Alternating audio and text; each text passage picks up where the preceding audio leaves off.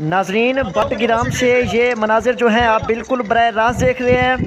और ये देखें, ये 6 घंटों के बाद हेलीकॉप्टर जो है आ गया है। और ये हेलीकॉप्टर जो है यहाँ से मना कर रहा है, आगे बिल्कुल भी नहीं जा रहा, बिल्कुल भी। मैं ये आप लोगों को दिखाऊं, उस चेयर लिफ्ट में जो है 8 बच्चे फंसे हुए हैं और ये हेलीकॉप्टर जो है ये यहाँ पे खड़ा है।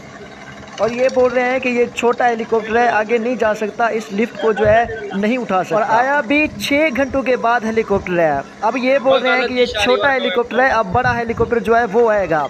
अब ये हेलीकॉप्टर जो है इस लिफ्ट को नहीं उठा सकता। अगर इस लिफ्ट को उठाए तो ये हेलीकॉप्टर जो है ये भी नीचे गिर जाएगा। और आप लोगों को बताएं, 2 बच्चे जो हैं वो बेहोश हो गए हैं 2 घंटे से।